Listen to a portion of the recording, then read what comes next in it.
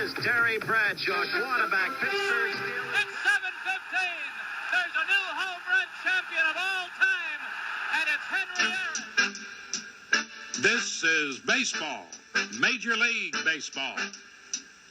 And this is ABC's Monday Night Baseball, live from Fenway Park in Boston, Massachusetts. Looking. He's under the gun. He's tied. He throws. It is.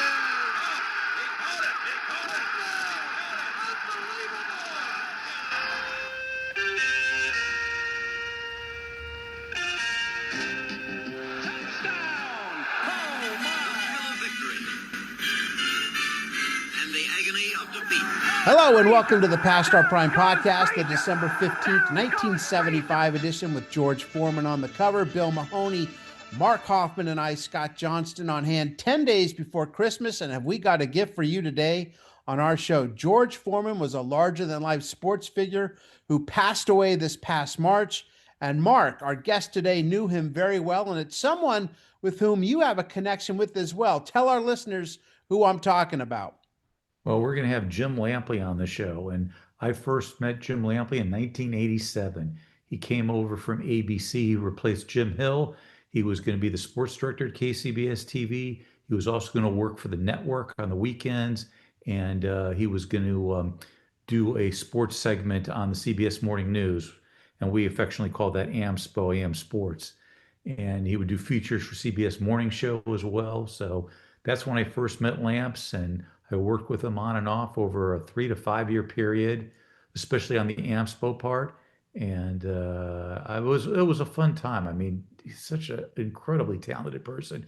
His memory, he was so sharp. He didn't need script. He was just, oh my God. He could do anything. And it was a joy working with him for all those years. Billy, Lamps has so many great stories. And as we mentioned when we talked with him, he's got a lot of those stories in a book that's coming out, or that is out.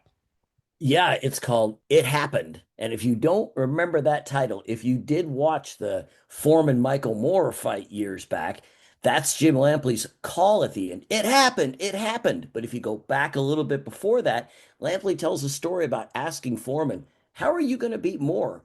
And he says, there's going to come a point where Moore will come out and stand in front of me, and I'll knock him out. And that's exactly what happened, as Lampley put it. He goes, exactly what happened. So it happened, not just a reference to him knocking him out, but a reference to the story that Foreman had told Lampley a few months back. Good stuff. Yeah, really good stuff. You're going to like this talk that we have with Jim Lampley, talking about his good friend. They weren't always friends, you know, when he says that it took quite a while for George to trust him. But once they did, George had quite an impact on Jim Lampley. So, all right, before we get to the scorecard, Billy, you've got something from the letter from the publisher. Speaking of George Foreman. That's exactly right. Bud Shrake was a publisher of SI, and he knew George Foreman when he was back in his formative days as a boxer in Livermore. He didn't have a lot of stuff. He was just trying to work his way up. But George Foreman's now a world champion. So he gets to go over to Foreman's new place in Livermore, and he realizes as a world champion, things have changed for Foreman a little bit. Shrake says, I drove up this long, winding driveway, parked the car, and got out. He said, I knew that Foreman had dogs, not to mention a bull, a pet lion, and several horses. But as I was about to walk to the house, a voice called, don't move, stand right there for a minute. That was when I looked around and found myself standing next to a tiger. Shrake said he immediately decided his minute was up and stepped rapidly away. So there was some loose tiger at Foreman's house. Oh, kind of like Mike Tyson's house in the Yes. Boy, it's easy when people get rich, all of a sudden they go for the wild animals. Yeah. Sometimes it doesn't end well. No, it doesn't. A lot of time, usually, my opinion, when it says wild in front of it, pretty good shot of not taking Mr. Wolf home. Yes. Yeah. You can have wild. I'll take domesticated. Yes. Now let's get to the scorecard.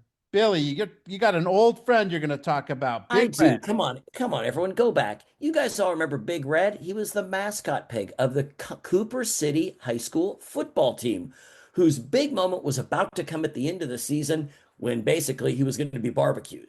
So, but there was such a protest over Red's intended fate, that was back on October 20th, that school officials finally moved to spare the famous sow. So last week at the barbecue, guess who was there? Big Red. He was alive. But two of his buddies of a lesser celebrity were the main course. So they ate his pals. And the principal of the Pompano Beach High School said, you know what we're going to do? We're going to try to mate Big Red and produce some little Reds. And he said, he still can't believe a pig can get this much publicity. So Big Red did not get barbecued. His pals got barbecued, and then he gets to go to stud. He got it all. What a life. Yeah, Big Red's doing just fine, thank you. So, Mark, we're sending you to the gas chamber. Oh, no, we're not. We're going to send Bill and Scott. You're going to go date Christy Brinkley. Got it. But wait a minute. We didn't do anything, Warden. Shut up. People are protesting. You're going into the chamber. Mark's going with a supermodel. Here is a report from golf and football writer Dan Jenkins' department of tracking down spicy rumors at the close of the year. And the first one, Mark, has to do with the NFL and its schedule. Yep, the rumor is that the NFL is going to go from a 14-game to 16-game schedule in 1976. Never happened. Now, what Jenkins is saying is, I don't think that's happening. Certainly not in 76. The NFL had already gone from 12 games to 14 games in the late 60s. So they did not in 1976 go to the 16-game schedule. They waited till 1978 to do that. And that lasted all the way through the year 2020. Then in 2021, we went up to 17 games. And I'm sure at some point we'll go to 18 games. So he was wrong on that one, but or he was right on that one because he said it wouldn't happen in 76. They also had one where the Masters, they get rid of their 18-hole playoff, and go to a sudden death because they said people just don't want to tune in to watch golf on Monday, especially 18 holes. And he was right. In 1976, they got rid of the 18-hole playoff and they went to sudden death. Yep. So that one was right. And though this was my favorite, the rumor was that Joe Namath would retire as a player and replace Alex Karras on ABC's Monday Night Football. And he did end up doing that, but he didn't last very long. Yeah, he was wrong on the Namath one in terms of the years. Namath retired in 78. He did do Monday Night Football for one season, but that wasn't until 1985. And then, of course, he came back on Monday Night Football at one time with Susie Colbert, and that was not good. No. I like this rumor that Oklahoma's Leroy Selman, the renowned defensive lineman, and California's Chuck Muncie, the all-purpose back, will be the first two collegians selected in the draft. Tampa did take Selman #1 overall, but Seattle took Steve Niehaus out of Notre Dame, played 4 years in the NFL, was the 1976 NFC Defensive Rookie of the Year with 9.5 sacks. Chuck Muncie, who was on the cover of SI a few weeks ago when we had Dan Fouts on the show, he went 3rd overall. And another former past our prime guest, Joe Washington, he went 4th overall. So we're very well represented in the 1976 NFL Draft.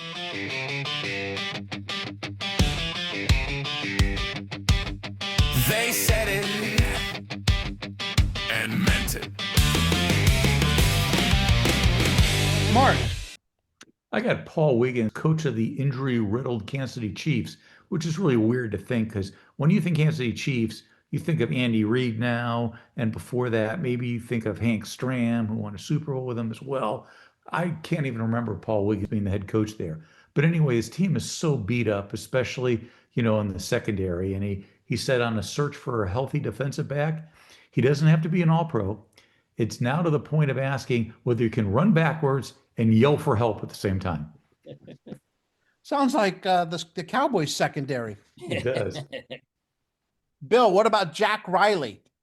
Well, he says he's the coach of the victorious 1960 U.S. Olympic hockey team on America's slim chances of winning again in 1976. He says the U.S. team is preparing for the Olympic Games by playing Boston College, New Hampshire, Dartmouth. The Russians are preparing by playing the Bruins, the Flyers, and the Canadians. Just maybe a wee bit of difference there. That is so great. Yeah. Advantage Russia. Yeah, until 1980. The bad boy who went good. This is about Ely Nastasi and what a difficult guy he was on the tennis court. If you think Jimmy Connors or John McEnroe were unruly, you ain't seen nothing yet. Nastasi was Nastasi. He was as nasty as they get. But he also had some talent. He reached #1 in the world in 1973, won over 100 career titles, including 2 Grand Slam championships. And this end of year tournament, the Masters tournament, he won it 4 times, 71, 72, 73, and this year as well, Billy. He did. He took down Arthur Ashe in a battle. The two guys that didn't get along but finally found respect for each other. And then in the end, he took down an old rival, Bjorn Borg, or a soon-to-be rival, Bjorn Borg. Yeah, Mark, expand on that a little bit, the rivalry between him and the Swede. Well, yeah, so he wins this time, but for the most of the part, it was Borg who would win. The following year in '76, they met in the Wimbledon finals, and Borg came out on top. In fact, the two met 17 times in their career, and Borg won 10 of the 17. But you know what's really interesting? So there's this ATP website, and they show pictures of Nastasi and Borg, but they don't show them from their playing day. They show more current. And I don't know when this picture was taken of Borg, but he looks pretty good. He looks like he could still get there and swing a racket. Nastasi, on the does not. He's got long hair, gray long hair, but oh man, he doesn't look like he can go very far. No. He didn't stay in tennis shape, is what you're saying. That's what I'm saying. Well, in his tennis shape, he probably did because all he had to do was flip off someone and he'd be that was his game. Just so you guys know, in 2009, he was made a Knight of the France's Légion d'Honneur. There you go, because of his impressive sporting career and the sense of spectacle he created when playing. So he's a Sir Ely Nastasi. Wow. Well, I always liked him. I like the bad boy image and stuff like that. They made it fun. Arkansas tells an Aggie joke. Texas A&M, we talked about them last week when Bubba Bean was on the cover of A&M. They're 10-0 and undefeated, nationally ranked, needing only to beat Arkansas to reach the Cotton Bowl, possibly push for a national title. But they're down 7-0 to Arkansas in this game at the half, and Arkansas dominates the second half, building up a decisive 24-0 lead and winning at 31-6, prompting Arkansas coach Frank Broyles to say his defense out-Aggied the Aggies.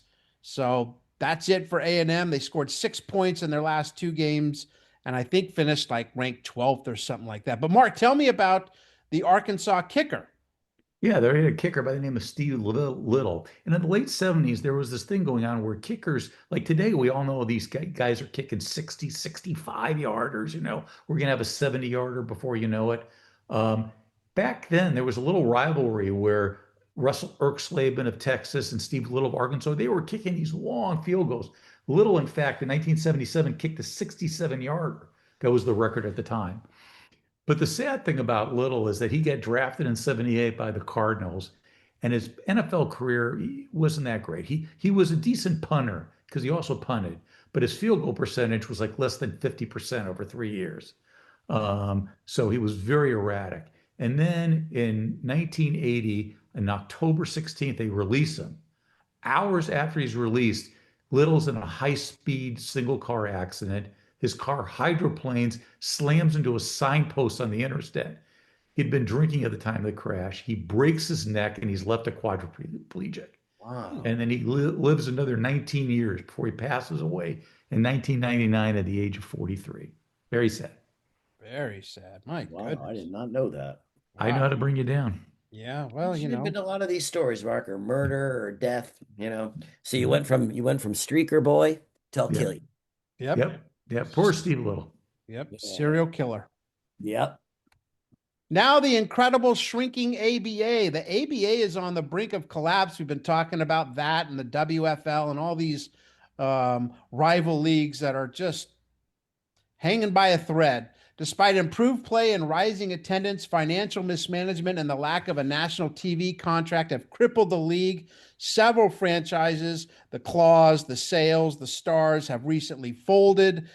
Mark, the problem is that the owners and the executives disagree on how they're going to merge. And we look back now and and go, yes, they did merge, but that wasn't a guarantee back then. No, no, there was a good chance that it wasn't. And what was interesting is that Sports Illustrated came up with this concept of like how you if you incorporated all the ABA teams, how you would split them up into like a national American conference, which is not what happened. But it's interesting. That's where they went. But they had all the teams coming over: the Spirits of St. Louis, the Kentucky Colonels, who didn't, and the ABA, like I say, was shrinking. They had lost the San Diego Sails, they'd lost the Baltimore Claws. I mean, it's interesting. The beginning of the article, they go, before Denver's Bobby Jones goes the way of Larry Zonka. And this is my favorite. There was a show that Howard Cosell, a variety show, hosted called Saturday Night Live. Mm. Not as successful as the other one, but this one debuted roughly at the same time. They both debuted in September of 1975. So there wasn't this like copper. You can't call yourself Saturday Night Live because we're Saturday Night Live. They both came out at the same time. The only problem with Cosell's show, it only made it till January of the following year. Yeah, the other one, But I believe, still going. it still is like 51st year. But I thought that was funny. Yeah, a unified 24-team league is proposed with NFL-style conferences, natural geographic rivalries, and possibly the ABA's three-point line, an ideal logical solution that the article notes is too sensible to ever happen. But actually, it did happen. This will be the last year of the ABA. Next up, Billy, Walter Stack. Who's that? Walter Stack is basically he's a runner. He loves to run marathons, and he ran his whole life and basically ran into his late 80s when he passed away. He's quite amazing. He ran over 62,000 miles in his lifetime. I mean, they said he ran many more marathons and 50-mile ultra marathons than all but a few of his running peers. That's amazing. But the one thing that really stood out about about Walter Stack, was he was featured in Nike's first ever Just Do It advertisement that debuted on July 1st, 1988, because he was still running at 80 years old. Wow. The first guy Just Do It. Yeah, they have a picture of him, and he's just got a bathing suit on. But it looks like he's got a little bit of a belly there going there, but maybe that insulates you in the swimming. Yeah. But he's out there running too. I don't know how fast he's running, but He ran more. They're saying just all he did was he kept running. And I know, running's not easy, especially as you get older, but to be able to run that much, man. And it just seemed like when you see, he's running in his 80s, he died at 86, that his body probably just said, yeah, that's it. It Yeah, we're probably done. wasn't anything like, a disease, probably just that's it. Yeah. Actually, if you keep reading, you'll see he ran off a cliff. Yes. That's right. That's right. Just, where am I going? Gone. Isn't that you could do the Will Ferrell from Yes, exactly. From Wedding Crashers. All right. I'm parasailing. I'm dead. What an idiot. I'm running a marathon. I'm dead. Mr. Stack, we kid because we care. Yes. Brother duos are suddenly everywhere in college basketball, including Villanova's scoring siblings Keith and Larry Heron, BYU's Law brothers, which are the sons of MLB pitcher Vernon Law. I got to think that they're the brothers of Vern Law, who played in the majors. Maybe not, but seems likely. And family ties beyond brothers with notable father-son pairs such as Bus and Steve Connor at Boise State, Jim and Pete Paget at Nevada Reno, making the sport feel like a nationwide family enterprise. But the most unusual one involves coaches who are older brothers of star players, notably Tom and Rick Apke at Creighton and Bob and Pat Talent at GW, George Washington. Mark, tell me about these guys. Okay, so let's start with Tom Apke, who his younger brother Bob is on the team. But Apke's a really interesting story because he had quite the career. So when he was the head coach at Creighton, he went 130-64. So he was there 7 seasons. They made the NCAA tournament 3 times, the NIT once. He was a really good coach. Then he went to Colorado and struggled in Colorado. Never made the tournament in his 5 seasons there, with 59 and 81. And then he ended up at Appalachian State, again, under 500 there. But those initial years in which he was, at Creighton, they had some really good teams.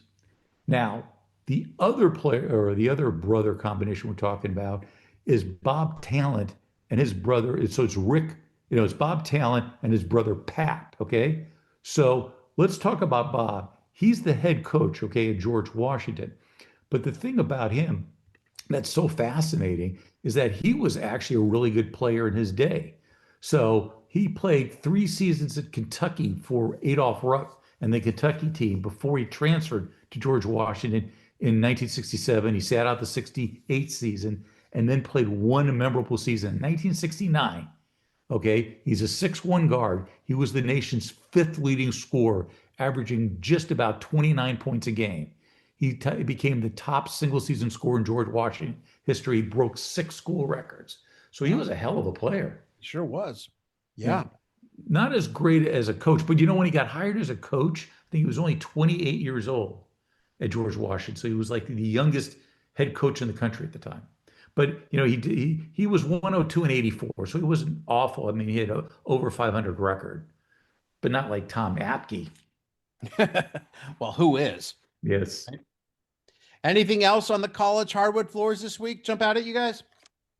Nope. Well, for me, it's got to be the demise of UCLA.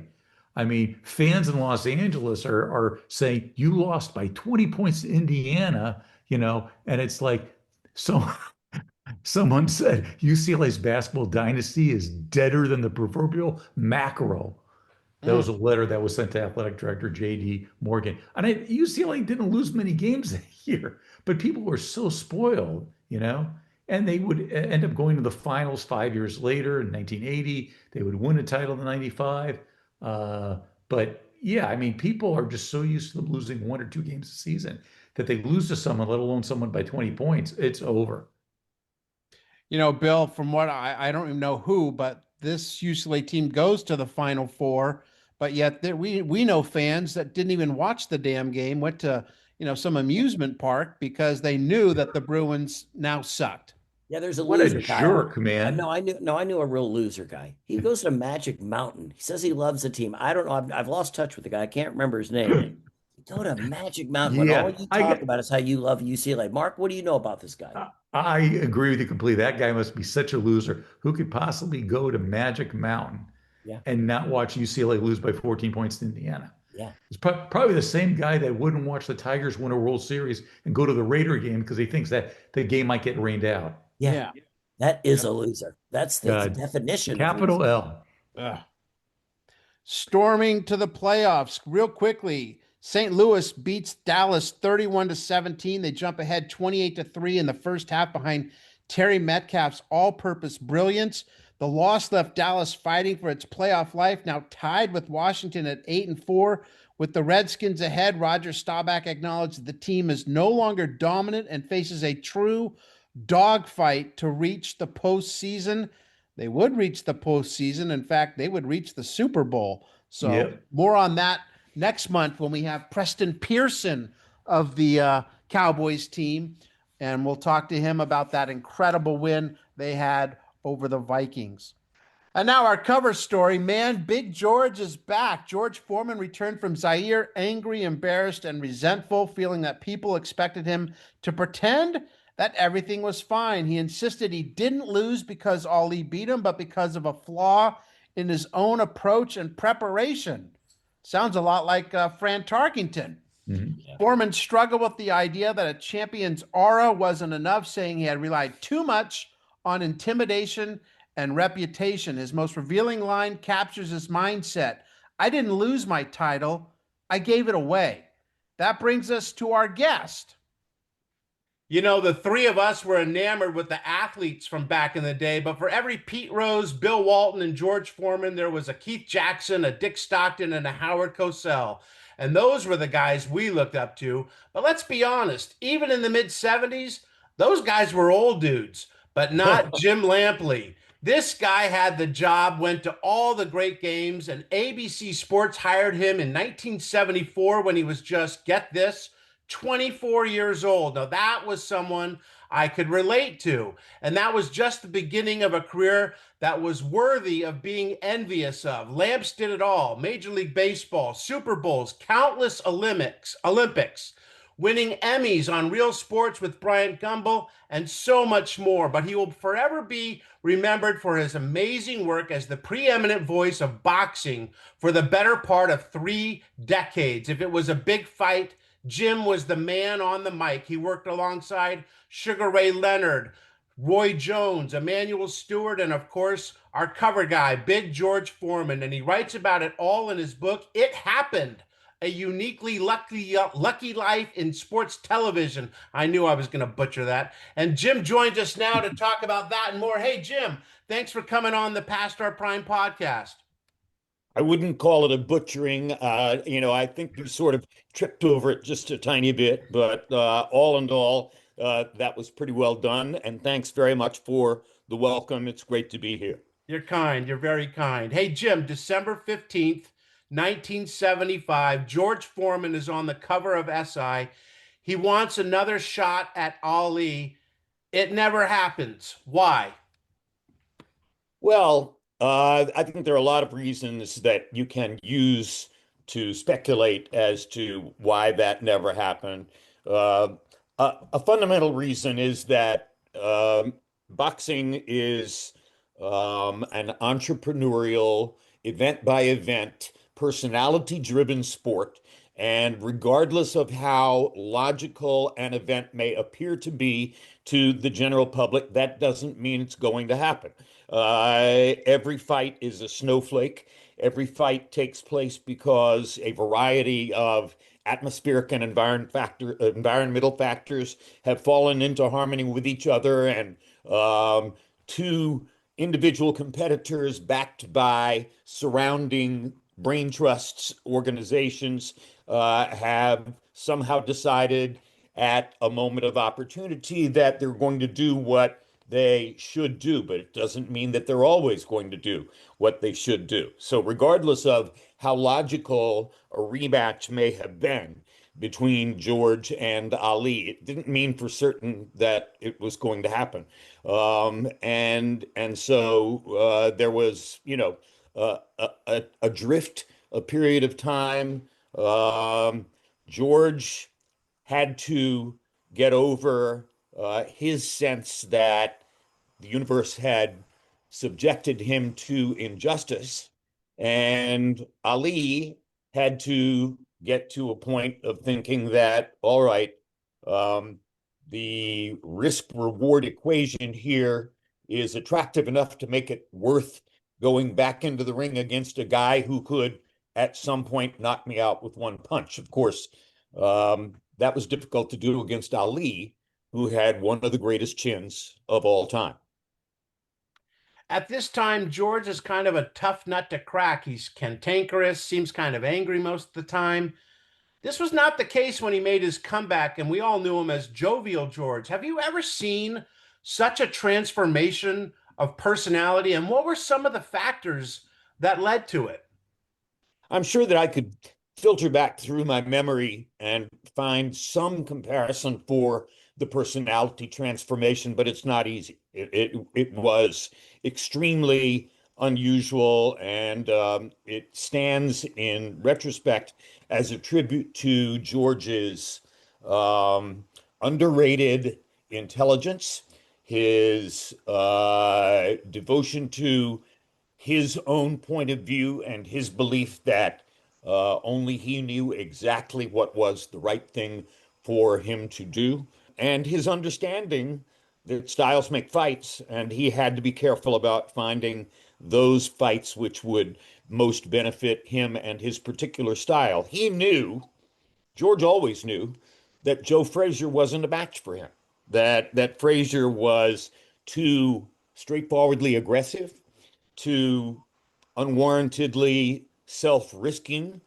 and not big enough to be a real threat to him. So he knew that that was an opponent he was likely to beat almost every time. And he also fully understood what was difficult for him about Ali. Ali's, as I've already mentioned, the chin, It's better to call it punch resistance because in the modern era, we see Canelo and people talk about, oh, it's a great chin. And I always point out to people, it's not his chin, it's his legs. It's the fact that you can't knock him off balance. And to this day, nobody has.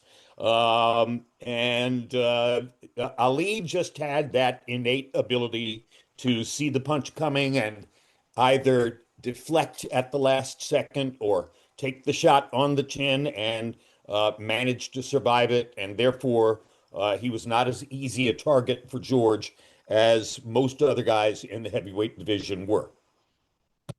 First of all, I just want to say what a thrill it is to see you again, Lance. Some of the funnest times I had in my producing career was working with you in the late 80s and early 90s and AM Sports, or AM Spos we called them. So it's good to see you again.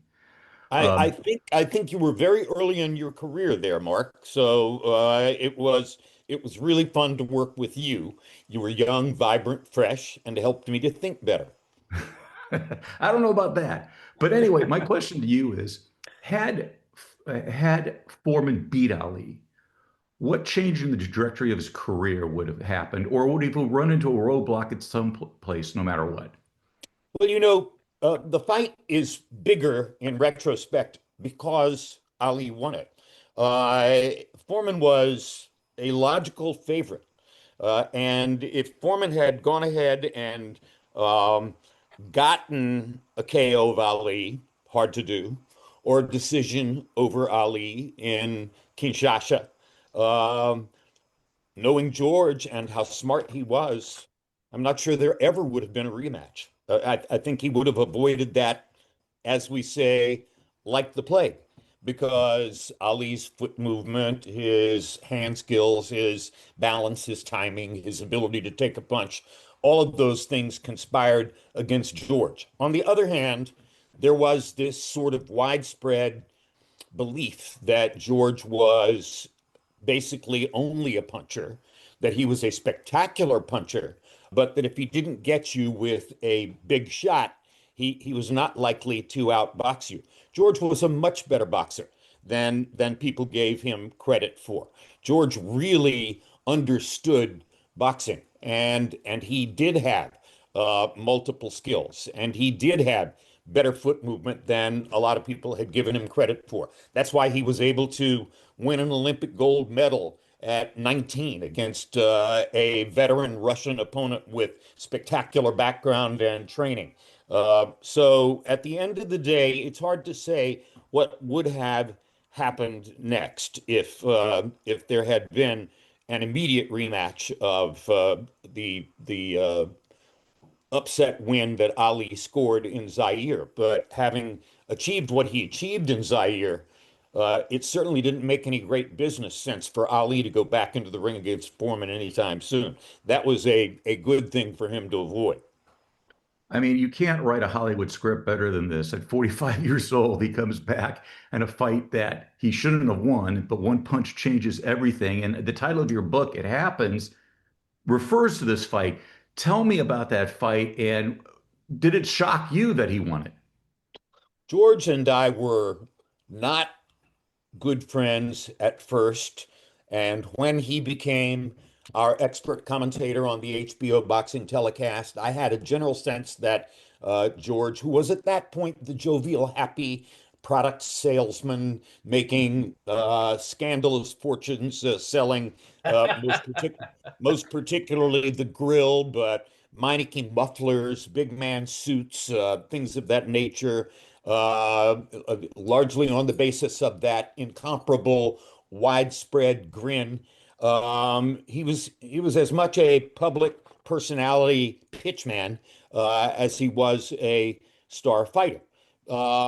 And so now he gets ready for this logical matchup against Moore. And for months in advance of the fight, as we're working together on our broadcast, I'm pulling George aside at production meetings and at fighter meetings and various other instances where we're together with each other. And despite his continuing skepticism about me for a while, I'm getting close enough to him that I can ask him in a direct and penetrating way, George, how in the world are you going to beat Michael Moorer. Michael Moorer is a southpaw. He's a mover. He has multiple skills. He has a deep background. He began at the Kronk Gym in Detroit. So Emmanuel Stewart was an early force in his career. He's worked with other good people since then. What is it that you're going to do to beat Michael Moorer? And every time I did it, every time I asked that question, George would look at me with that implacable expression of his and say, Jim, you watch. There will come a moment late in the fight. He will come and stand in front of me and let me knock him out. And, it just seemed implausible. It was difficult to place. What do you mean he's going to stand in front of you and let me knock him out? You watch. And so in the 10th round, when Moorer inexplicably kind of drifts into position in front of Foreman, directly in front of him, and allows George to throw the first 1-2 that stuns Moorer, and then the second 1-2 that puts him on his back. I'm thinking in my mind, I didn't believe this was going to happen. I disbelieved everything George told me leading up to this fight with regard to all of this. Now here it is right in front of me. What are you going to say? It was the second time in my career that I had faced a sort of momentary, I don't want to call it a crisis, but a momentary challenge like that where I had to figure out what to say about something that was completely unexpected. The first one, of course, had been in Tokyo when Buster Douglas knocked out Mike Tyson. That one became, because of something that was ringing in my ears at the time, a famous great actor who had told me, always underact. It amplifies the meaning of everything. Jack Nicholson's voice was in my head as Tyson lay on the canvas in Tokyo, and I'm waiting for the count to get to 10, and I hear Jack saying, don't overact. And that became Mike Tyson has been knocked out in as flat and implacable a voice as I could possibly produce. Mike Tyson has been knocked out. So now here's Moorer on the canvas. And as I'm, listening to Joe Cortez, 6, 7, 8, and thinking, what am I going to say? What I remember is George standing in front of me and saying, you watch. He'll come and stand in front of me and let me knock him out. And that became, it happened. It happened twice.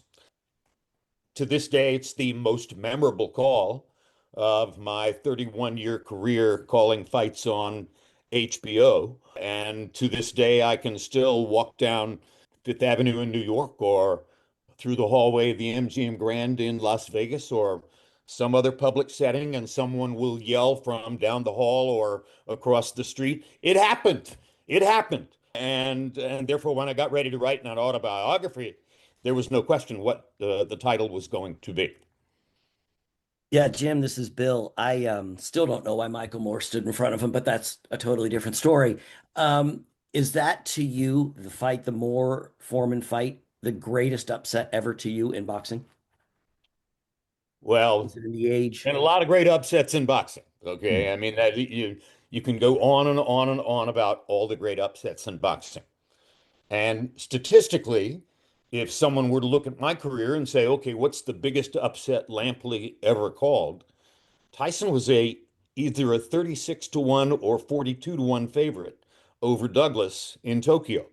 Now, does that mean that I think that was a bigger upset? No, because if you were really paying attention, if you had followed Tyson's career and had to cover it the way I did, then you might have had a clearer realization. There were a lot of fans who had it in their heads that Mike knocked out everybody in the first or second round, that he was never tested in the ring. In the year before the fight against Douglas in Tokyo, Mike went the distance with Mitch Blood Green in Madison Square Garden. He went the distance to the last 10 seconds with Jose Ribalta. He went to the distance with James Bone Crusher Smith. He had been stretched for a long series of rounds by a lot of fighters. Not every fight was a first round knockout. So what happened in Tokyo was right there in a continuing pattern that had gone on in Tyson's career. And it wasn't difficult by the eighth or ninth round to see that this might not wind up exactly the way Mike wanted it to be. So, contrary to the 36-1 or 42-1 odds, no, I don't think Tyson losing to Douglas is the biggest upset I ever called. Does that mean that Foreman over Moorer is the biggest upset? No, I can't say that because it was George Foreman, because he was one of the great power shot knockout artists ever in the sport, and because I knew him well enough by that point. I had worked with him enough by that point to know that George was a student of boxing. He was a student of craft, technique. He understood as much as anybody alive that styles made fights. He chose and gauged all his opponents that way, and he knew that there was every possibility that Moorer would A, underestimate his chance to beat him, and B, make the mistake of coming toward him instead of constantly backing off and staying away. So how George knew that, I'm still not sure to this day, but that was what prompted him to say to me, "You watch, he'll come and stand in front of me and let me knock him out." And then it got me is I think before that fight, he had fought Tommy Morrison, who stayed away from him. So I think the shocker was that he was able to take out more. And so there you are doing the broadcast of that fight. When you looked at it, that's just not George Foreman out there, the boxer. That's also your friend. Was there a little personal part of you that was, I don't say worried, just pulling or worried about him at the same time? Took a while to earn his friendship. He was skeptical about me to begin with. Took a lot of uh, conversations and choosing time to spend together at fighter meetings and occasions like that for George and me to warm up to each other. We even had some contentious moments with each other on the air, particularly the night of the fight between Prince Nassim Hamed and Marco Antonio Barrera, when frankly, I'll be honest about it, I was rooting for Barrera and he was rooting for Prince Nassim. And he got angry at me and even accused me of being anti-Muslim because of the things that I said about Prince Nassim during the fight. So not everything was always roses and friendly bon mot between George and me, but we had in the months before the Moorer fight begun to get along better. And I think he liked the fact that I had shown him the respect of asking him very straightforwardly, how in the world are you going to beat this guy? There are plenty of people who think you really don't have any chance whatsoever. And the fact that I had listened when he said to me, "You watch, this is what will take place in the fight." So I'm sure he was very happy that he delivered exactly the caption and the headline that he would have expected or thought he was going to deliver that particular evening. But George was a student of punching mechanics. Power punching was his game. And I'll never forget early on when we were working together, I asked him one night, I said, "George, what are you thinking about when you set up your jab?" And he said, "Which jab?" And I said, "What do you mean by that?" He said, "I have four." And he showed me. There was the upshoot jab. There was the body shot jab. There was the kind of hooking over the top arced jab. And then there was the straight, short, subtle jab of the kind that he hit Moorer with. And as he explained to me at great length, every one of those four jabs had a different purpose. Every one of them was to set up some other offensive initiative. Everyone was the product of a thought process that he had been taught by trainers and people in his life, all the way back to the days when he first turned professional and worked in Sonny Liston's camp. and listened to Liston's people. And of course, Liston was one of the great power punchers of all time. And a lot of what George did as a puncher mimicked what he had seen Liston do and what he had been taught during those training camps.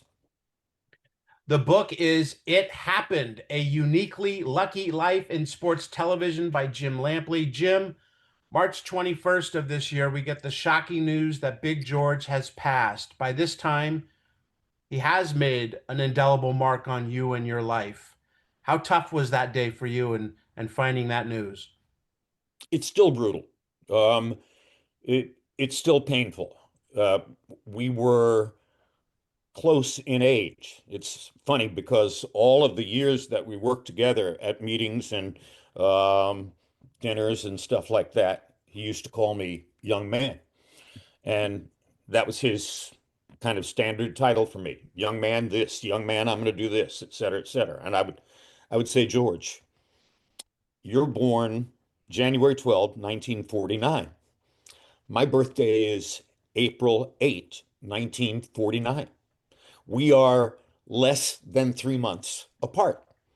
Why do you why do you call me young man? And he would just smile his little smile and say, because you're such a young man. And so over over a period of years, we developed affection for each other. And then it happened.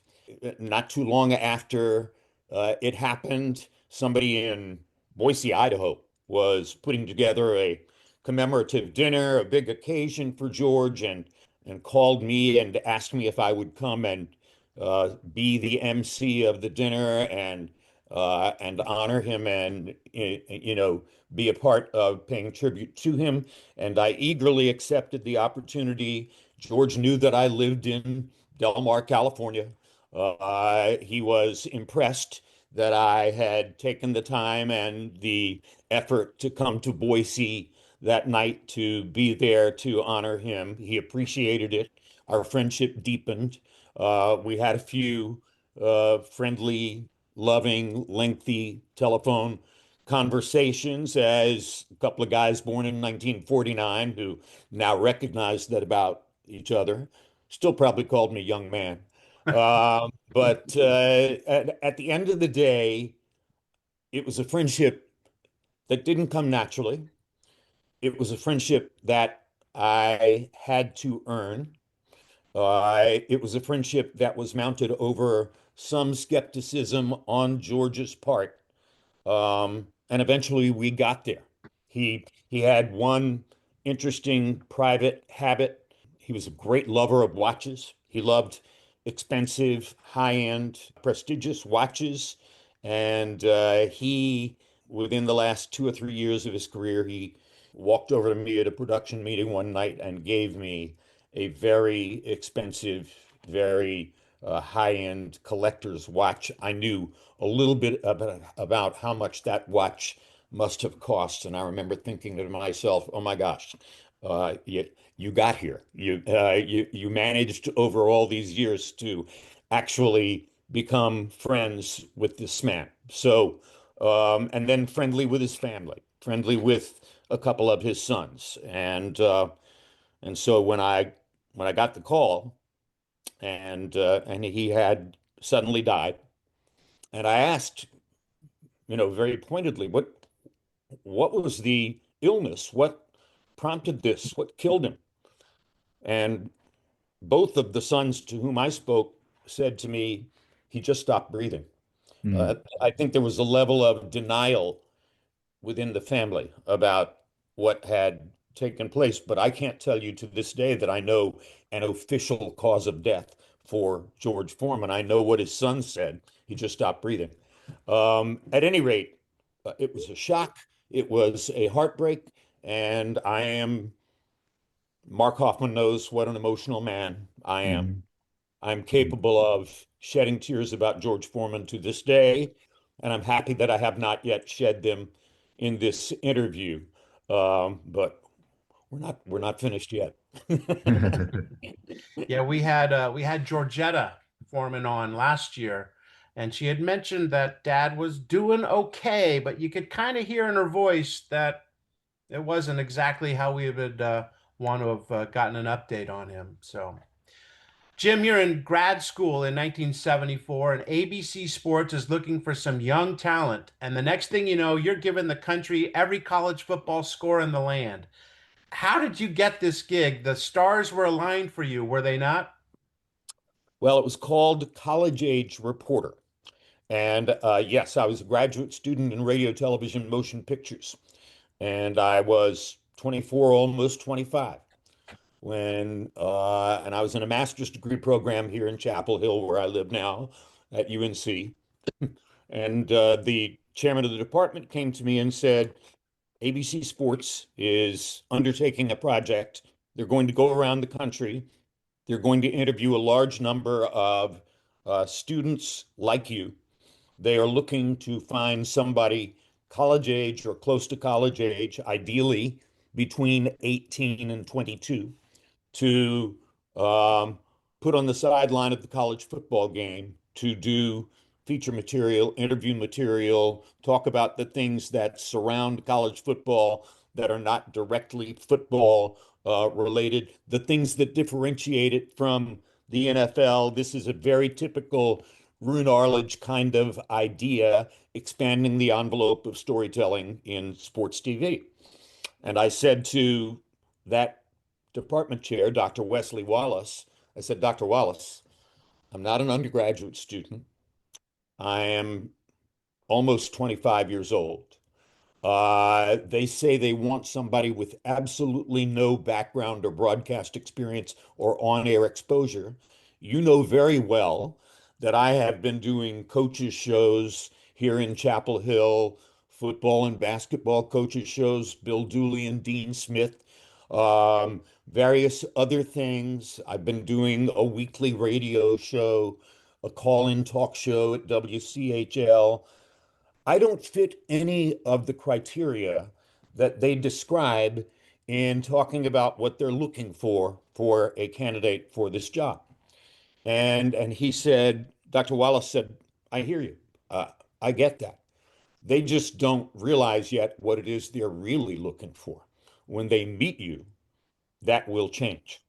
So I felt foolish driving overnight, 8 or 9 hours to Birmingham, Alabama, to sit in a conference room with 36 other fresh-faced, all 18 to 22-year-old college students. I was by far the oldest person in the room. I felt somewhat idiotic for having gotten into the car and made the effort to go down there. And when I went into the interview room to meet with Arledge's assistant, Dick Ebersol, a producer named Terry Jastrow, and a production assistant who was the record keeper named Barbara Roach, and Jastrow, who later became famous as the golf producer, looked at me and smiled. He had a very ingratiating style. He was from Lubbock, Texas. He had a Chamber of Commerce grin and a kind of Chamber of Commerce style. And he looked at me and said, what do you think of our little idea here? What do you think of this initiative? And I said, I think it's the dumbest thing I've ever heard in my life. And he said, pardon me? You know, what are you talking about here? I said, well, if what I'm hearing in the other room before I came in here is true, you're telling us that you're going around the country, you're interviewing more than 400 of us who are supposedly between 18 and 22 college undergraduate age. And oh, by the way, I'm not. And you're going to talk to each of us for 6 or 8 minutes. And on the basis of all that, you're going to pick out the face and voice of the American college student. That doesn't sound absurd to you? So the person who was running the effort was Arledge's chief administrative assistant, a guy named Dick Ebersol, who later became a huge factor in my career, who later hired me for several of the Olympics that you mentioned. And Ebersol wrote down on an evaluation sheet, arrogant, abrasive, alienated, antagonistic. And Great A's. that would become known in the football production truck as the 4 A's. And every time I had a fractious moment, every time I yelled at a producer or got a little too heated or energetic over the interaction between me and the truck, Andy Sedaris, the director, would say, "There it is, the 4 A's. See it? Arrogant, alienated, abrasive, antagonistic." And I made it through that first season. And then they brought me back for a second season. And then they brought me back for a third season. And finally, I was getting tired of being the kid on the sideline. By now, I was 26 or 27. I'm saying to them, when are you going to find somebody else? The producer of the broadcast liked me and liked what I was doing. There had been a second one the first year. His name was Don Tollefson. He was from Stanford University. He was a better candidate than I based on all the things that they had described. But he was sent to WPVI TV in Philadelphia to become the sports director there after the first season. And I wound up doing 3+ seasons on the sidelines. Now, during that period of time, the producer of the telecast, Chuck Howard, who was also the head of production at ABC Sports, got me involved in a variety of other things. All the crazy wide worlds. The veteran producer, the veteran announcers like Keith Jackson, Chris Schenkel, Frank Gifford, all the other well-known announcers who were ahead of me in the hierarchy, they hated me at first. How in the world did this kid walk straight off a college campus and onto network telecasts? Eventually, they loved me because they realized that my presence in the organization meant that no longer would they have to make an annual pilgrimage to Petaluma, California for the wrist wrestling championships, to someplace in Illinois for the motorcycles on ice, to Central Islip, New York for the New York State Firemen's Competition, for all of the crazy, funky wide worlds that everybody else had to do once. I did them all 3-4 times, and until I began begging my way off of all of that. But the bottom line is that, that appearance on the sidelines in 1974, 75, and 76 gave me a unique entree into a network television sports career. And oh, by the way, somewhere in the middle of the first season, I was at dinner with Chuck Howard, and we were talking about the continuing evolution of the sideline experience. And I said, "Chuck, you know where this is going to wind up, okay? You're sitting next to a director whose biggest goal in every telecast is to find the prettiest girl at field level and shoot her as often as he can, whether she's a cheerleader or a pom-pom girl or something like that. Eventually, this thing that I'm doing, women will do it."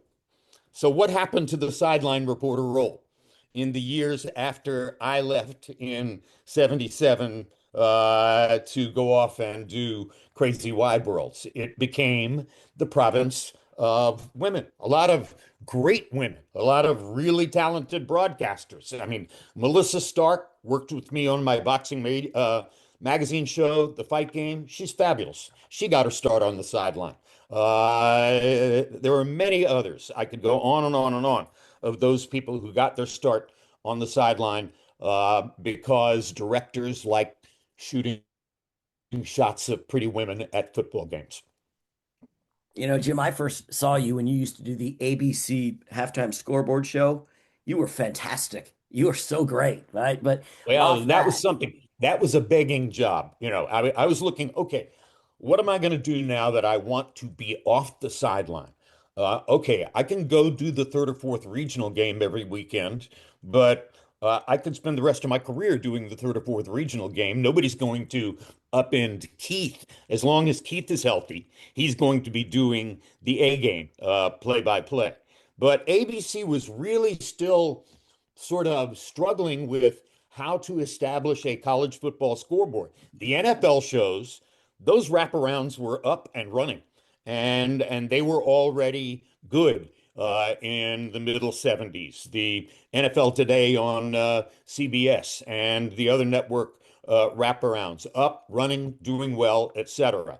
And college football broadcasts didn't really have that doing well at that time. I went to Chuck and said, let's build a really great scoreboard show.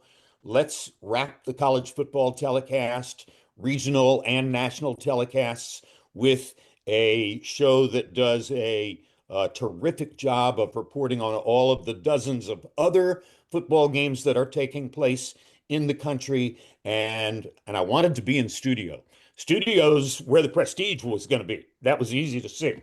So I begged my way into doing the college football scoreboard, and they wanted to find people to put with me. Doug Flutie became my sidekick because he was Doug Flutie. Uh, and then Bino Cook had written in his Sporting News college football column during my first year that I was the worst thing to happen to society since Hitler and Attila the Hun, that I was going to be the destruction of college football, that it was a horrible thing that ABC Sports had done by putting me on the sideline. And I went to Chuck Howard and I said, put Bino in the studio with me. And he said, wow, that's a great idea.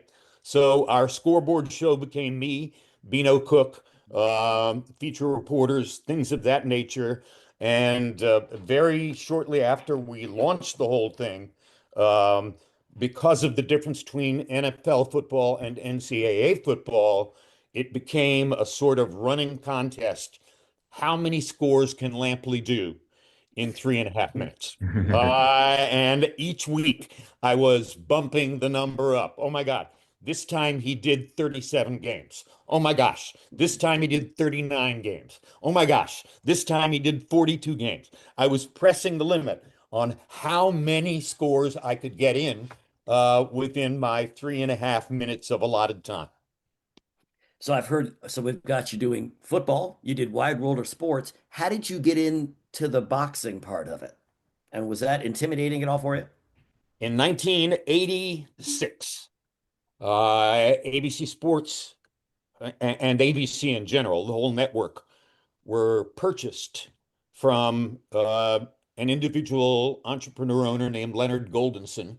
You can hear Cosell saying his name every Monday night. Leonard Goldenson, my friend. At any rate, Capital Cities purchased ABC from Leonard Goldenson, and Capital Cities removed Roone Arledge from presidency of the sports division because he was at that moment president of both sports and news. And they wanted to put their own person in charge of stations. So they took the head of stations for ABC, a guy named Dennis Swanson, and marched him down the hall and made him the president of sports. And Dennis Swanson arrived at ABC Sports with one basic predilection about the division, which was, who is Jim Lampley and how do I get rid of him? He despised me. He hated my guts. He wanted to bury me. And I had a 3 or 4 year contract at very considerable dollars at that time.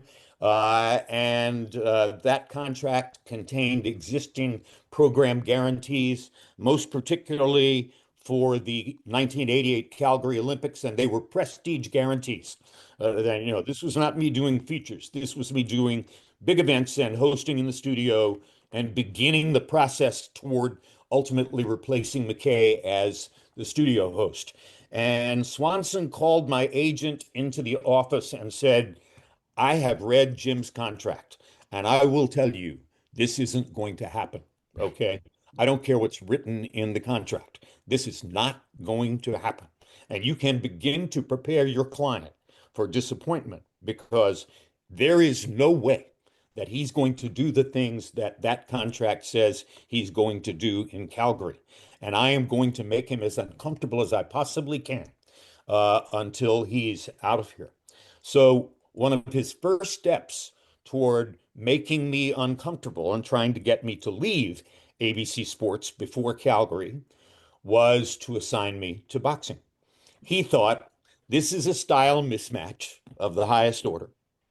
I had already taken a ton of flack and gotten roughed up in other media when I succeeded Howard Cosell doing the halftime highlights on NFL. Now Swanson looks at this situation and says, aha, I'll put him on boxing. People will again see him as the successor to Cosell. He will fail massively. It's the wrong sport for him, and I will offload him before Calgary. I did wind up walking away from ABC Sports before the '88 Calgary Olympics, but not because of boxing. And it's poetic and in some ways painful that you bring it up now at this moment, because I succeeded ultimately in boxing because of the tutelage, the guidance, and the education I got from Alex Wallow. Alex Wallow was an executive relative to program planning at ABC Sports, and he was a Greenwich, Connecticut bred rich boy boxing freak. He used to leave high school every day in Greenwich and get on the train and come into Manhattan to see trainers, fighters, cutmen, cornermen in the gyms, learn every nitty gritty detail he could learn about boxing. Swanson didn't like him either. So when Swanson assigned me to be the blow by blow guy on boxing, he assigned Alex to be the expert commentator. And Alex called me on the phone. We barely knew each other. He called me on the phone. He said, "Where do you live?" I said, "I live on 96th Street between Madison and Park." He said, "Great. I am at 5th and 102nd. Come to my apartment tomorrow, get here at 11 o'clock in the morning, and we are going to begin watching fights together." And I went to Alex Wallow's apartment day after day after day for months, and he schooled me, and schooled me in the most productive possible way. Look at how the skilled body puncher stands on the side of his opponent opposite the referee and holds that arm while the referee can't see it so that he can get in 2 or 3 extra body shots before he steps away. Look at how the inside fighter puts his glove on the back of the opponent's neck and cuffs that neck so that he can land 2 uppercuts before the referee breaks them up. And all sorts of look at how the attacking fighter will step forward and purposely step on the toe of the opponent so that he can land a clean shot before the referee breaks that up, etc. He taught me every tiny nuance about what to see and how to understand what happened in fights. And he did those first several fights that I did in 1987. And then eventually Swanson did manage to force me out, and I left ABC, and I was hired as the sports director at KCBS TV in Los Angeles. I'll never forget saying, that's where I met Mark Hoffman. That's where we worked together. Mark, I never forget saying to my agent, I can't believe I have to go to a local station and I won't be making network money anymore. And he said, "Jim, the reason you are getting this job at KCBS TV is because Jim Hill is leaving KCBS TV to go across town to KABC. And what you need to know and understand is that the contract he's leaving at KCBS is bigger than your ABC contract. And the contract he's getting at KABC is much bigger than that.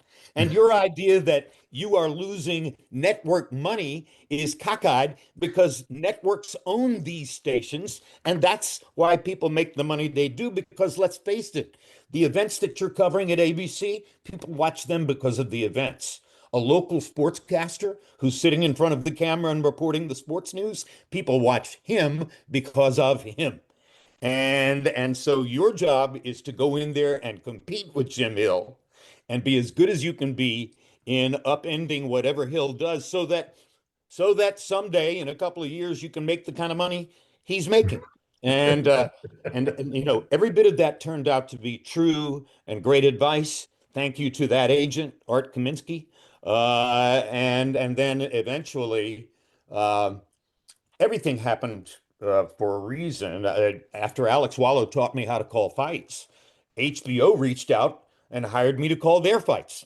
That was by far the most prestigious gig you could get in boxing, and now I had that. And with HBO boxing went Wimbledon, and I did 12 Wimbledons. And on my way back to the United States from the second Wimbledon, I checked into New York overnight to substitute for Harry Smith on the CBS morning news show. And an American warship in the Persian Gulf shot down an Iranian jetliner, killing 190 Iranian civilians. And that became a massive Monday morning story.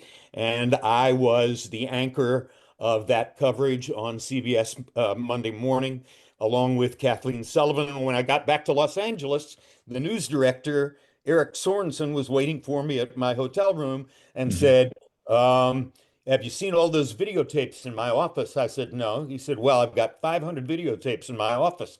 And what they are is every local male news anchor in the country. Do you know what we're doing today? I said, no. He said, we're putting all those videotapes in the trash back by El Centro at the back of the parking lot.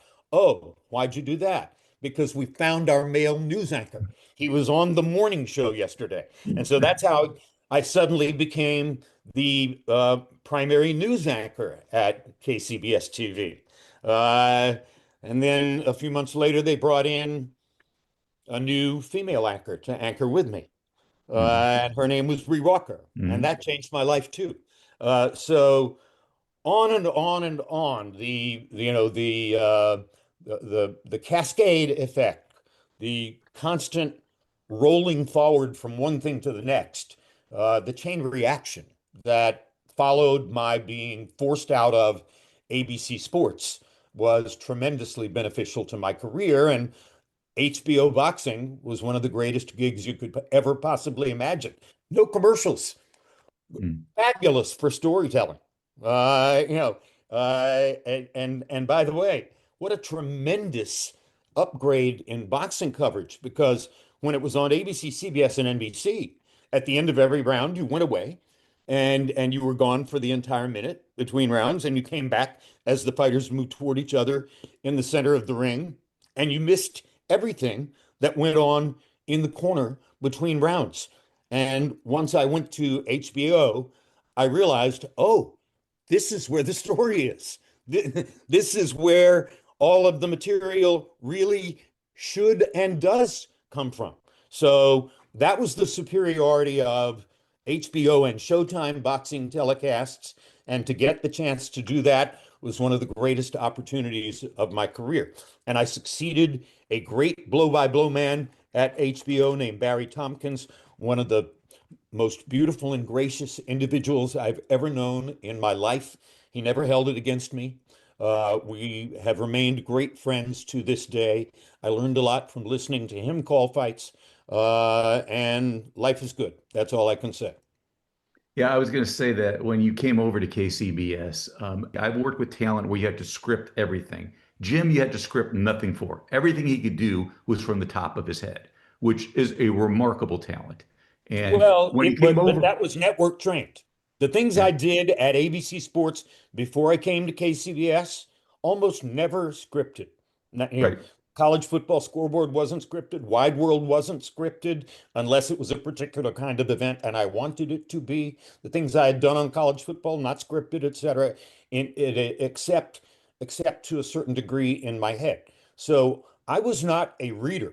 I was an off the cuff extemporaneous speaker, and that's a network skill that did translate well enough at the local level, although management and the consultants in particular always wanted me to improve my on-camera reading skills. And by the way, when you watched Bree and you watched her focus those black eyes on the lens, and you saw the way she penetrated through the lens and got directly to the viewer's heart, I do remember sitting there and watching return video and thinking, how do you do that? Because that was what I didn't know how to do. And besides doing local, you also did the network morning because we did a 2-minute morning segment, and then you AMSPO. did features, yeah, AMSPO, and then we did features for CBS Morning. But you had mentioned earlier in this interview Jack Nicholson, and I know you have a particular friendship with him. And I can remember he won the Golden Globes one year, and he got on stage and he mentioned his golf buddies, you and Ed White, which I found like was crazy because talk about that relationship you had with Jack and the advice he gave you that you said kind of saved your career. He saved my career at least twice. Okay. And he saved my career mostly by saying to me, you know, that they pay you to be yourself and be honest. They don't pay you to act. And so just relax, be yourself, and be honest. There was a lot that went into it. I had pissed the network off at the Atlanta Olympics in 1996. There was a particular punishment. Dick Ebersol assigned me to go do the United States Cheerleading Championships. I felt like my career was over. I went to Nicholson's house and said, how do actors deal with their insecurity when a movie flops or something doesn't perform the way it's supposed to? And Jack said two things. No small parts, only small actors. If you have to go cover the cheerleading championships, your job is to be the greatest cheerleading commentator of all time. The other piece of advice was, there's always tomorrow. Everything is going to keep going, and just be confident in yourself and keep stepping up to the plate. Things will ultimately work out. He helped me a lot. He was really, really smart. He's a huge moment or a huge factor in my call of Tyson Douglas in Tokyo.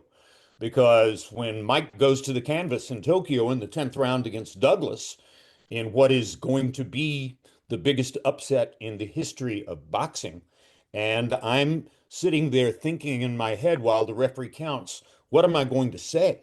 What am I going to do to call this in the right way? And, screaming and yelling is not going to be enough to do justice to the moment, but that's what other people would do. In the back of my head, I listened to Jack saying something he had said to me on the golf course less than 2 weeks before. And I had asked him, when you go to the set to do the fulcrum line in the movie, when you are leaving the makeup room to go shoot, you can't handle the truth. What is the mantra that you keep in your mind? And he said, Lamp, same thing I've been saying to myself ever since I first started in acting school. Don't overact. So as Tyson's lying there on the canvas and the count is getting to 6, 7, 8, I hear Jack in the back of my head saying, don't overact. And that became Mike Tyson has been knocked out. And to this day, people like it happened a lot. I like it happened. But my best call was Mike Tyson has been knocked out, because I think most, even veteran sportscasters, would have lavished all that with shouting and demonstrativeness and maybe to a certain degree overstatement. And I had Jack in my head to tell me, don't overact. It's my best call ever. So we do a trivia segment here on the show called 50-50. I'm going to give you a 50% chance of getting a trivia question right. And we're going to tie you and Big George in it. You two actually played yourself in the movie Play It to the Bone. I think it was Play It to the Bone, Ron Shelton film, and with Antonio Banderas and Woody Harrelson. So my question to you, and you'll probably know the answer anyway, true or false? Mike Tyson, Kevin Costner, Rod Stewart all made cameos in the film. True. You are absolutely correct. I think Costner did it as a favor, for Yes, Tin Cup and Costner stuff did like it as a favor. And by the way, later Ron cast Kevin in the lead in Tin Cup, and Tin Cup followed Play It to the Bone, and of course Kevin had been in Bull Durham, which preceded Play It to the Bone, and is the movie that made Ron's reputation. So they were good friends. But yeah, Foreman, a cameo, probably didn't have time for anything else. Who was the other one? Rod Stewart. Hmm. He Don't he gets remember his Rod wallet Stewart. picked by is it Lucy Liu? I think it was in the movie. Yeah, so he gets his wallet picked. And James Wood, my Palisades neighbor, was did a cameo on that, and Drew Carey, I believe, too. Very interesting. Ron Shelton too, Palisades neighbor. We all lost our houses in that Palisades fire in January, which is a I'm shame. so sorry to hear that you lost your house, Mark. I have political differences with Woods, so Oh yeah, yeah, he yeah. He can is. Yeah. he can buy another house. But I'm very sorry to hear that you lost yours. Actually, I don't think Woods' house did get lost. Well, probably the smoke damage. That's worse than getting your house burned down. Yeah. Well, obviously he likes smoke. Never mind. Jim, I just Never want to mind. ask one last one for you. These are the ways that I get myself in trouble. That's why we move off so we don't have James Woods calling us going, I want a piece of him. Get us on here. But I want to find out. I grew up with George Foreman in terms I knew him as a boxer and all the people knew him as a pitchman.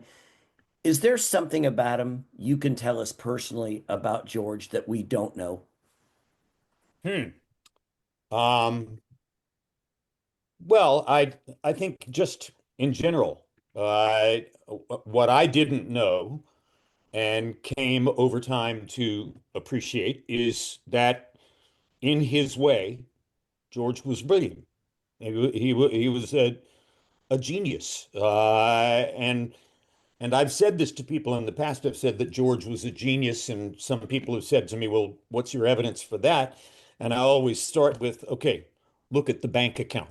All right, those products were not chosen by an agent or a manager. Those products were not chosen by some research process. George chose the products that he felt like he could sell. He chose the products that would match his personality. And that related to the big man clothing, that related to the Meineke mufflers, that related especially to the grill. And he knew that the grill, the hamburgers, the Americanness of it all, his big smile, the background as an Olympic gold medalist, all those, that was part of it. Here's the other part. He was a teenager in the Fifth Ward of Houston back in the 60s, born in 1949, as I told you. And the Fifth Ward of Houston at that time was one of the roughest neighborhoods in the United States.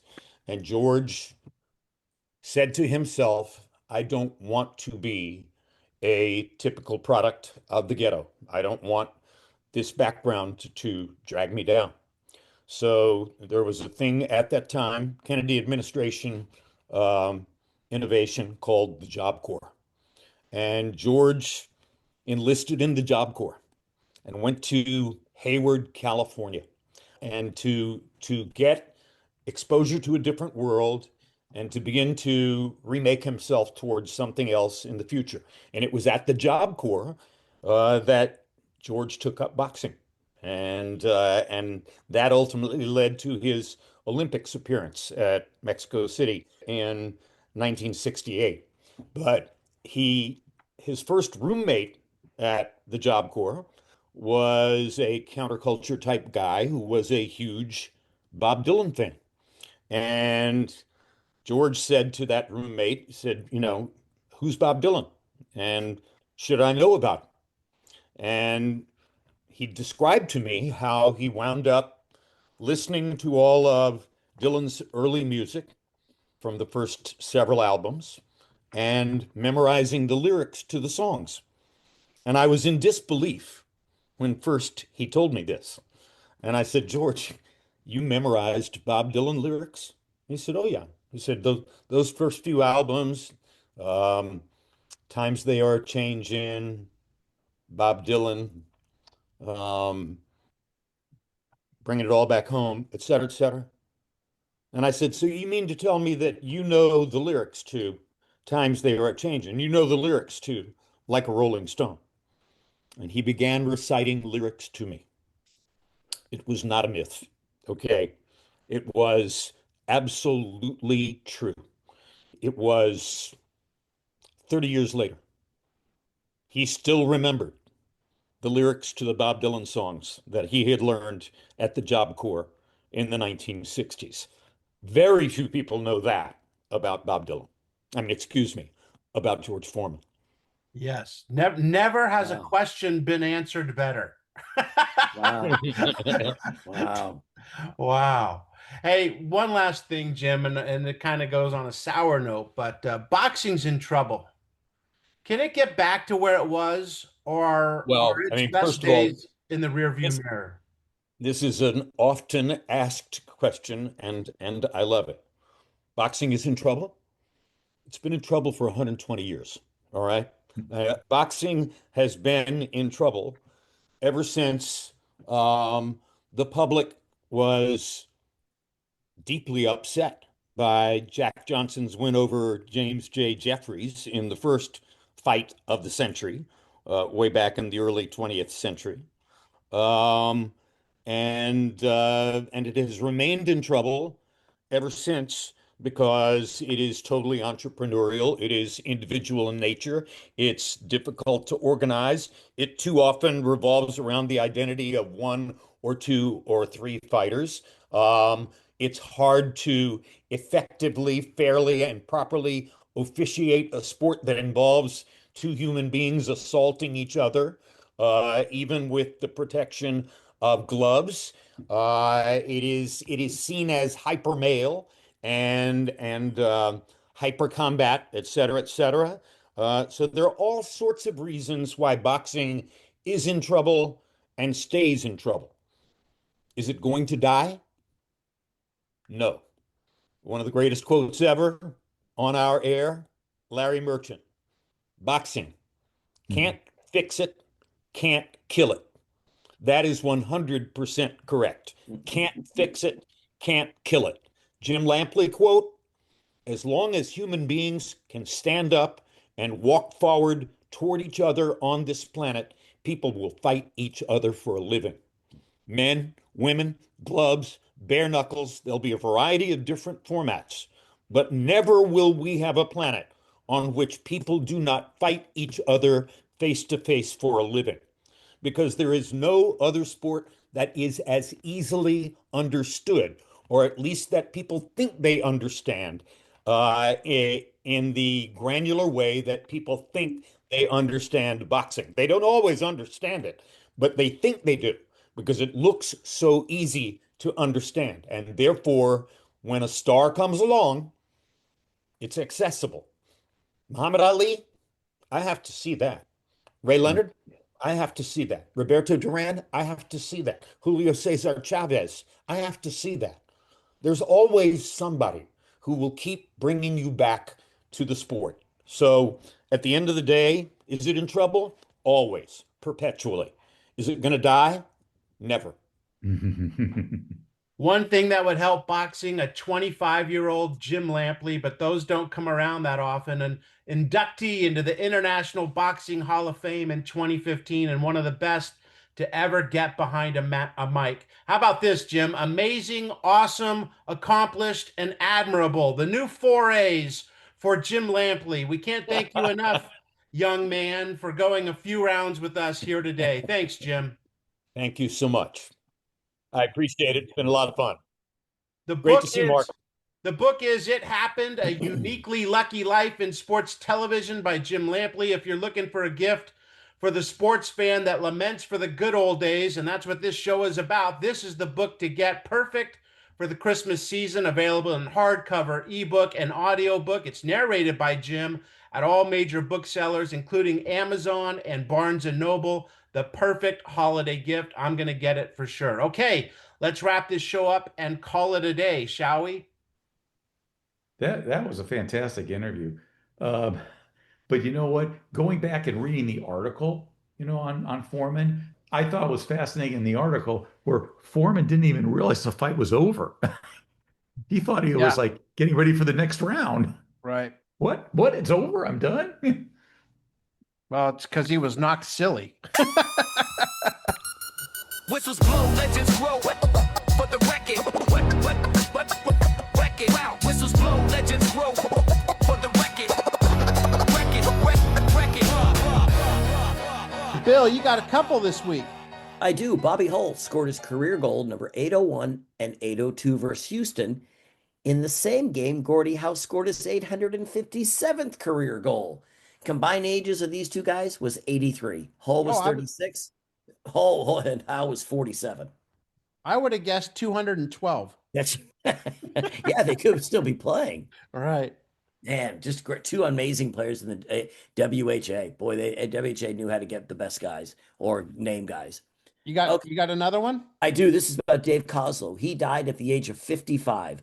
Kozlow pitched for the New York Giants. He pitched the New York Giants to a 5-1 win over the Yankees to open the 1951 World Series and had a pretty good 12-year career. But he also served in World War II. He was a member of the 13th Airborne Division. But his biggest thing that he's known for, he gave up Jackie Robinson's first major league home run. Wow. Dave Kozlow. Yeah. That's a great little tidbit. Yeah. That's nothing to be ashamed of. No, I mean, they played 12 years and Jackie Robinson, and also, what you did for our country as well. Just quite an impressive guy. College football, Mark, we've talked about this a bunch, but now it's official. Yep, Archie Griffith has won his second straight Heisman Trophy. Never happened before. He during his career, he rushed for over 5,100 yards. He had 31 consecutive regular season games where he rushed for 100 yards or more. So totally deserved it. And as you mentioned, never happened before, never happened since, which is kind of shocking. You would think that, in the last 50 years, there would have been one college player that had two great seasons in a row. But I guess if they have one, they're done. We mentioned earlier that the ABA was on life support. Utah is now done. They sold 4 players to other teams, and that included the first player since 1948 to go from high school to the pros, Moses Malone. His rights, I did not know this, they were sold to the Spirits of St. Louis. He did not stay there very long. ABA is about to fold. I think he goes to Buffalo real quickly from there and then to Houston. And pretty soon, Moses Malone is going to start to be a force in the NBA. Every name has a story. These are the faces in the crowd. Faces in the crowd. Mark, Amos Lawrence. Yep, he's a junior at Lake Taylor High in Norfolk, Virginia. He had 19 touchdowns in 10 games. He's gained 1,378 yards. In a win over Bayside, he gained 411 yards in one game, scored of runs of 85, 81, 74, 44, and 17. That is 5 touchdowns. Pretty amazing. But Amos's life is also a little interesting. So he ended up playing college football for North Carolina. And then he got selected in the 4th round of the 1981 draft by the Chargers, who proceeded then to trade him to the 49ers. But he didn't stay on the 49ers very long. He ends up getting cut. And then his last professional playing day was in the USFL, where he played with the Pittsburgh Maulers. You remember the Maulers, right? But that was Amos Lawrence. Nice. Good. And Billy, Jacqueline Hansen? Yeah, she's 27. She ran the first women's sub 240 marathon in Oregon, setting a world record at 2:38:19. I think one of the most impressive things about her as well was she won 12 of her first 15 marathons, including the Boston Marathon in 1973. Nice. 12 man, you're winning 12 of 15 marathons? Damn. I mean, we talk about it whenever the word marathon is involved, swimming, running, whatever. It's just such an impressive feat. It's to do it in any time. But then when you start talking about running sub 240s, unbelievable. Yep. I mean, so that's 160 minutes. That's like 6-minute miles. That's crazy. You're doing it for whatever. What is it? 26 miles. Yeah. Crazy. Yeah, but you know what? Talk about endurance. The biggest marathon I know is our podcast, man. Yeah. Because we don't stop. No, we don't. We need to.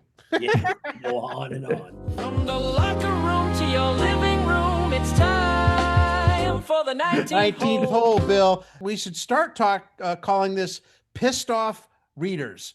That's right. That's probably better.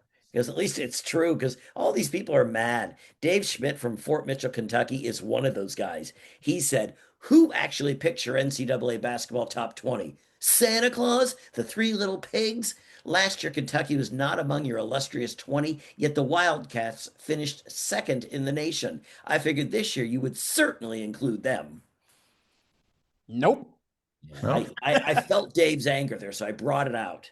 Yeah, I could feel it. I could Yes. feel it. Yes. I'm getting angry just thinking about it. Yes. And Mark, the SI jinx is over, according to this guy. Well, Jeff Weiss, he's also from Indianapolis. He's also angry. He said, when I first saw the cover of December 1st issue, I was angry and depressed. I thought surely your famous kiss of death had been placed on our beloved Hoosiers. But the number one college basketball team of 75-76 and 74-75 is too awesome to succumb to some silly superstition. And he was right. They would have nothing to do with that SI curse. Nope. The Indiana Hoosiers are about to embark on a season for the ages. I got one too from pretty close to Indianapolis. John Kinsell from South Bend writes, in regard to your photos showing the true worth of the guard in basketball, one facet was left out: jumping ability. A likely candidate for this would have been our guest from a couple weeks ago, Bobby Wilkerson of Indiana. He's 6'7". He is such a good leaper that he jumps center in place of the other guy we had on 2 weeks ago, 6'11", Kent Benson. In the opener against UCLA, Wilkerson won both center jumps from the Bruins' 7'2" Ralph Drollinger. So Bobby Wilkerson had some hops, obviously. That'll do it for this December 15th, 1975 edition of the Past Our Prime podcast. From Big George's comeback fire to ABA chaos, college hoops, family feuds, and the NFL playoff push. What a week it was. Thanks for hanging out with us. Thanks to Jim Lampley.